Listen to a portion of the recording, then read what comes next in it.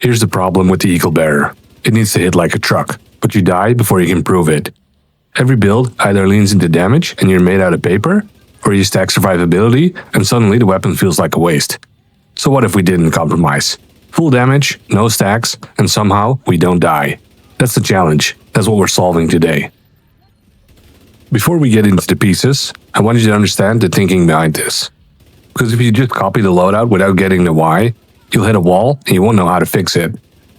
This is a full red build. Every core is damage. That means we're deliberately making ourselves squishier and get more out of this weapon. That's not a mistake. That's the deal we're making. And the entire build exists to make that deal worth it. So let's walk through how we made it work.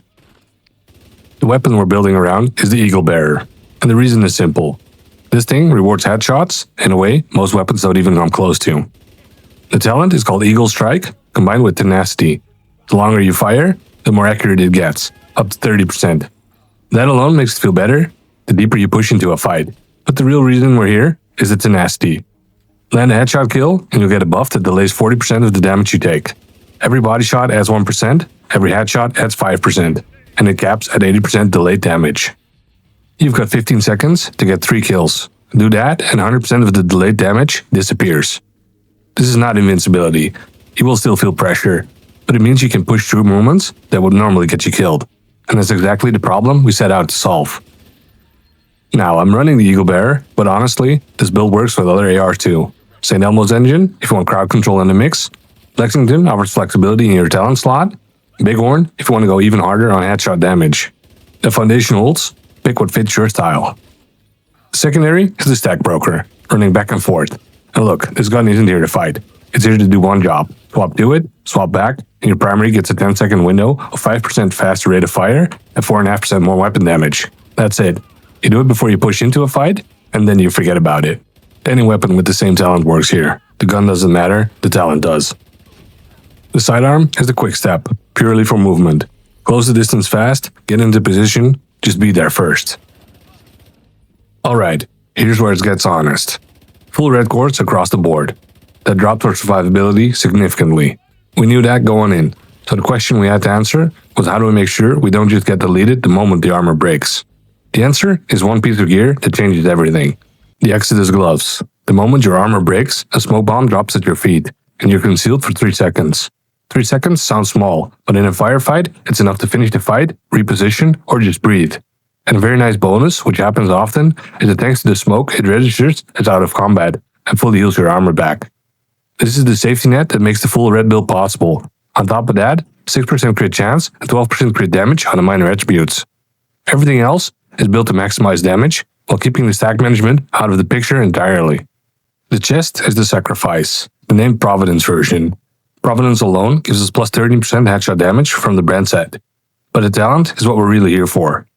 Perfect Glass Cannon amplifies all damage we deal by 30%. The downside is we take 60% more damage. That sounds brutal, and it is, but remember the deal we made. We're not trying to tank. We're trying to end fights before they end us. Top it off with 6% crit chance and 22% crit damage.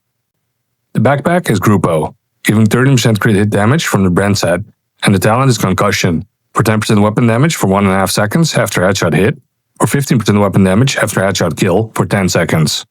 We're already shooting heads with the Eagle Bearer. Just rewards us every single time we do it right. The mask is Fenris, 10% assault rifle damage from the brand bonus, simple, effective, and 6% crit chance and 24% crit hit damage on the attributes. For the holster, we choose the Salvo from Unit Alloys, for 5% rate of fire from the brand set, and another 5% from the attributes, topped off by 12% crit damage.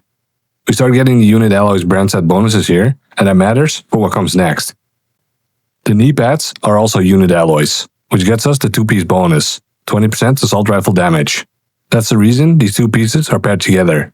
Also, 6% crit chance and 12% crit damage on top. We're running Sharpshooter. The primary reason is breath control, which provides 15% more stability and reduced recoil. If you're on controller especially, this is what makes the assault rifle feel like it's actually working with you instead of fighting you. The flashbang grenade is a nice bonus, blinds a group and cleans them up. And no sleep on the bottom left of the skill tree for 15% assault rifle damage, sitting there waiting to be unlocked. At expertise level 15 on the Eagle Bearer, With a watch level above 1000, here's where we land. Weapon damage is at 129k. Crit chance is at 54%. Crit damage at 183%. Headshot damage at 178%. Total armor at 800k. The armor number looks low for a red build. That's the trade. But look at the headshot damage and the crit numbers. Those are the numbers that ends the fight quickly. And ending fights quickly is how we survive. The first skill is the Reviver Hive. Running full red means sometimes you go down. It happens. This is that skill that makes it not matter. Normally, the cooldown sits around 160 seconds, which would be a problem. But that's where the seasonal modifiers change everything. The second skill I run is the Decoy. It gives you a window. Enemies lock onto it, and you get some free shots while they're distracted. That window is where the build does its best work. Swap it out if you prefer something else, but this is my personal pick. The modifier we're running is Optimized Overload, and this is what ties the whole build together on the survivability side. It reduces skill cooldowns by 42%, and has a 60-second cooldown of its own at level 3. So the moment you go down and use the Reviver Hive, activate this, and that long cooldown gets cut by nearly half. And after that 60 seconds, you can use it again to get the full cooldown off. But here's the other way to use it. Activating the modifier triggers overcharge. And in overcharge, the Hive gets multiple charges and drops to a 15-second cooldown. Suddenly, you're reviving teammates back to back without breaking stride. And the Decoy, in overcharge, it pulls 250% more tread and lasts 90% longer.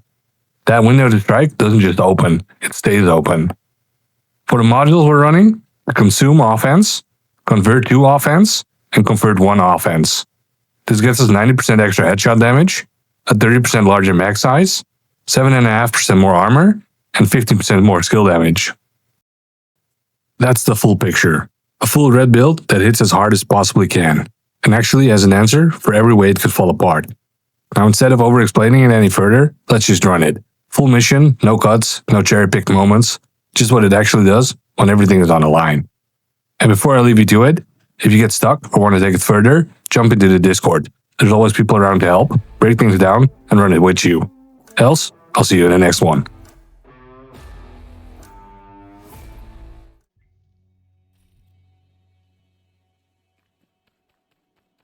Looks like they're coming from the DCD complex. Whatever's happening over there, we need to shut it down.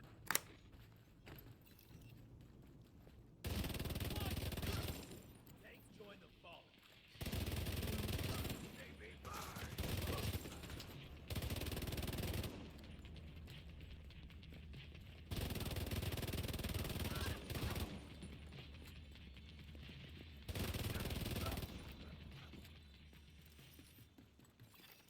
Active terminal detected. See if you can hook Isaac into that terminal and get us some intel.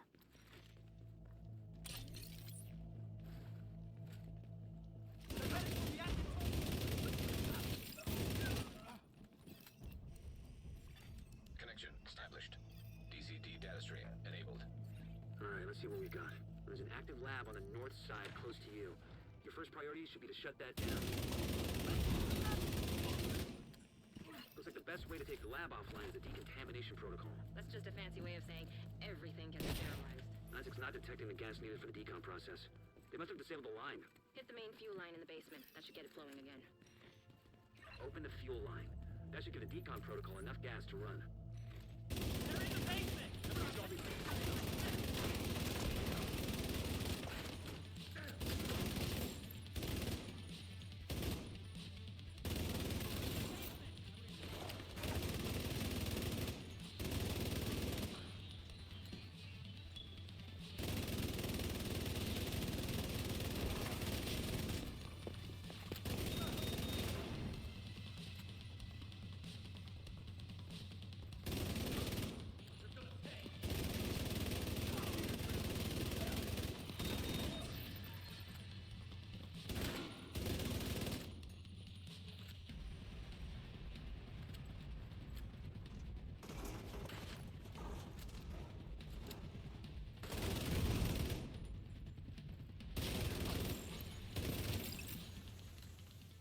Decontamination protocol can be initiated from a panel in the lab above you.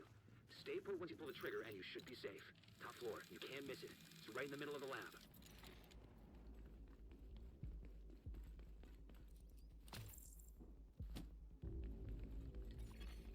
Virus samples detected. I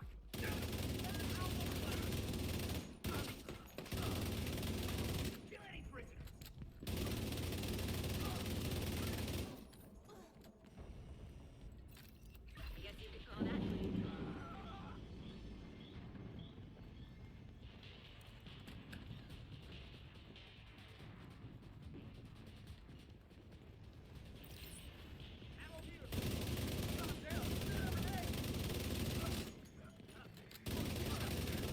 You'll be able to access the morgue at the far end of the West Wing construction site. If they haven't been disposing of the corpses properly, we could have another outbreak on our hands.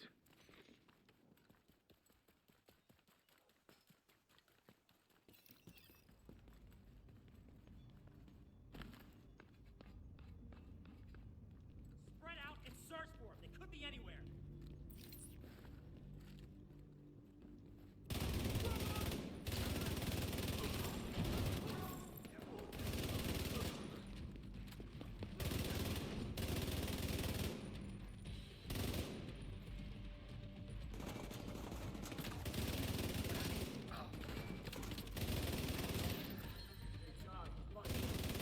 The outcasts are using blood from an asymptomatic carrier. Someone who's infected but doesn't show symptoms. If I'm right, they're weaponizing green poison and turning it loose on the city, destroying anything that might be contaminated.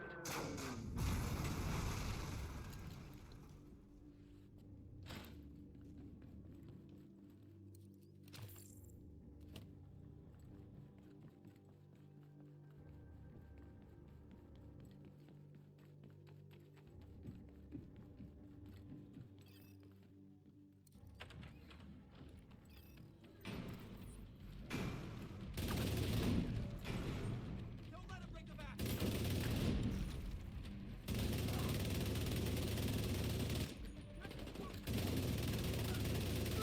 Hey, don't disperse them.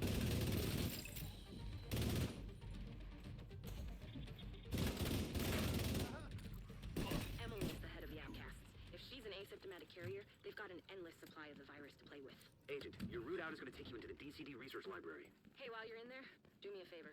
Recover everything you can on broad-spectrum antivirals.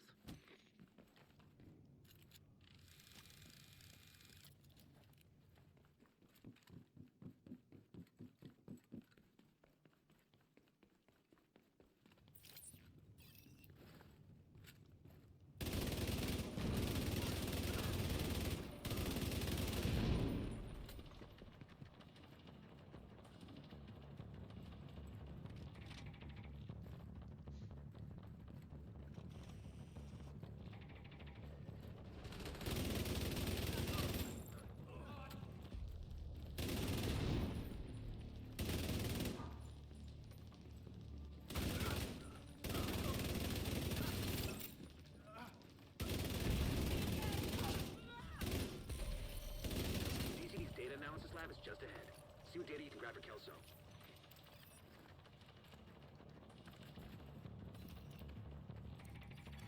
Data transfer initiated.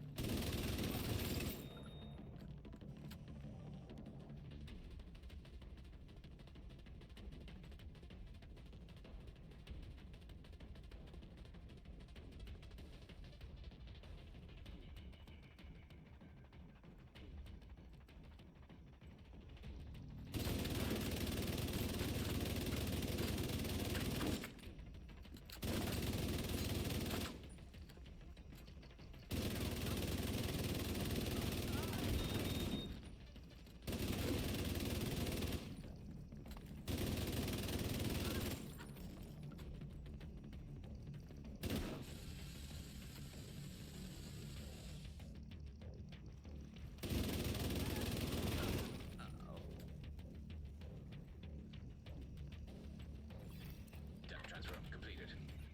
You're clear to get out of there. If the lab and samples destroyed, I don't think the outcasts are going to be able to do much else from here. Thanks for getting me that data to play with.